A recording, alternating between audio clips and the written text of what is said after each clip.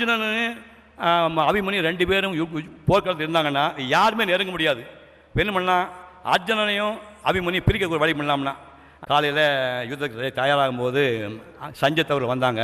அர்ஜுனனை சண்டைக்கு வாயான்னு கூப்பிட்டாங்க.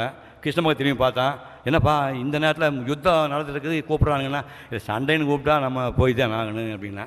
சரி கிருஷ்ணன் தேர ஓட்டுறான், சஞ்சத்தவர் போயிட்டாங்க. இங்கே பையனை பிரித்தாச்சு, அபிமன்யு தனியாக இருக்கிறான். இன்றைக்கி அபிமன்யுக்காகவே பத்ம வியூகம் அமைக்கிறாரு துரோணர். இதுக்குள்ளே போக முடியாது, போன வெளியே வர முடியாது. ஐயோ அபூர்வமாக ஒரு வியூகம் அமைக்கிறாரே, என்னடா பண்ணுறதுன்னு சொல்லிட்டு கேட்டோடனே, பெரியப்பா எனக்கு இந்த பத்ம வியூகத்துக்குள்ளே எனக்கு போகிற டெக்னிக் தெரியும்னா. எப்படா தெரியும்னா, எங்கள் அம்மா வயிற்றுக்குள்ள இருக்கும்போது ஒரு நாள் ராத்திரி எங்கள் அப்பா அர்ஜுன கதை சொன்னார், பத்ம வியூகம்னு எப்படி இருக்கும், அது காம்பு போய் எப்படி உடைக்கும், எப்படி உள்ளே போகணும், போகிற டெக்னிக் எனக்கு தெரியும். அப்புறம் எப்படி வெளியே வரணும்னு சொல்லிட்டு இருக்கும்போது கொட்டிகிட்டே எங்கள் அம்மா தூங்கிட்டான், நானும் தூங்கிட்டேன் அப்படின்னா. இப்போ உனக்கு போக தெரியுமில்ல, நீ உள்ளே போ, மிச்சத்தை நாங்கள் பார்த்துக்கணும்னு பிஎம்ஏ மற்றவெல்லாம் சொல்கிறாங்க. இப்போ இந்த பையன் காம்பு பதியை அடிச்சுட்டு அபிமன்யு உள்ளே போகிறான். அதே வேகத்தில் இவங்க உள்ளே போக முயற்சி பண்ணாங்க. பத்ம லாக் ஆகிடுச்சு, இவங்க உள்ளே போக முடியல.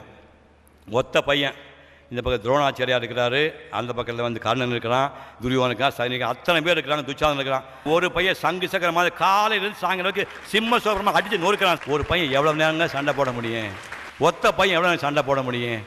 சாயங்காலம் ஆகிப்போச்சு, இவனை அடித்து கொள்றதுக்குன்னே காவு கொடுக்க துச்சாதன குமாரன் ஒரு பையன் உட்காந்துருக்கான். அவன் பையன் ஓஞ்சோ நேரம் பார்த்து ஓங்கி தலையில் கதாயத்தோட அடி அடித்தான், தலை சுற்றிடுச்சு. இனிமேல் பிழைப்பது கஷ்டம் என்று முடிஞ்சோடனே கையில் வச்சிருந்த அபாய சங்க ஊதுறான். அவன் அபிமன்யு அபாய சங்க ஊதுனோடனே, ஐயோ பையன் சங்கு ஊதுறானே, ஆபத்து வந்துருச்சுன்னு பீமனும் தர்மன்லாம் வேகமாக உள்ளே புறப்பட்டுறாங்க. படம் லாக் ஆயிடுச்சு. புறப்பட்டு வர்ற வேகத்தில் இவன் தாண்டி போய்டுவான். தெரிஞ்சோடனே ஜெயத்ரதன்கிறவன் யாருன்னா, துரியோதனனுக்கு ஒரே ஒரு தங்கச்சி துச்சலையுடைய புருஷன் ஜெயத்ரதன்.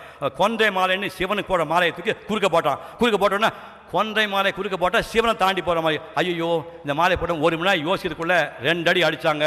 அந்த மாவீரன் இளம் கன்று அபிமன்யு க்ளோஸ் பண்ணிட்டானுங்க. இங்கே சஞ்சத்தை கூட சண்டை போட்டான் நம்மாள்.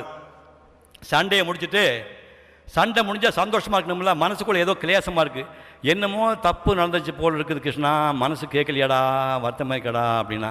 கிருஷ்ணனுக்கு தெரியும் அபிமன்யு முடிஞ்சு போச்சுன்னு. நான் சொன்ன உடனே டீ குடிச்சிட்டோம். அவன் உடனே அதை ஒன்றும் இல்லைப்பா, ஏன்ப்பா அனாவசியமாக குழம்பிக்கிட்டேன், நீ வா அப்படின்னு கூட்டிகிட்டு வரான். வந்து பார்த்தா பாசறையில் அபிமன்யு உட்காரக்கூடிய சேர் காலியாக இருக்குது. எங்கே என் மகன் அத்தனை பேர் கண்ணிலேயே தண்ணி, யார் வாயத்தன்னு சொல்ல முடியல. சொல்லுங்க எங்கே மகன் கத்தும் போது, இதே எனக்கு எதிராக கணைகளை கொண்டு அணை போன்ற சுவரமைக்கும் துணிவினை எங்கிருந்து பெற்றாய்? நான் பாண்டவரான அர்ஜுனனுக்கும் யாதவ கன்னிகை சுபத்ரைக்கும் பிறந்தவனாவேன். வாசுதேவ கிருஷ்ணரின் அரவணைப்பில் வளர்ந்தவன். கௌரவர்களுக்கு மரணத்தை பரிசாக வழங்குவதற்கு இன்று போர்க்களம் புகுந்தவன் நான்.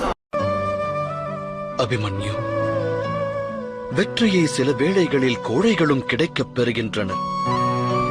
ஆனால் மாவீரர்கள் கீர்த்தியையும் புகழையும் பெறுபவர்களாவர். எனது ஆசை உனக்கு எப்போதும் உண்டு. இன்றைய யுத்தத்தில் நீ பெறவிருக்கும் கீர்த்தியானது காலமுள்ளவரை உன்னை போற்றிப் புகழும்.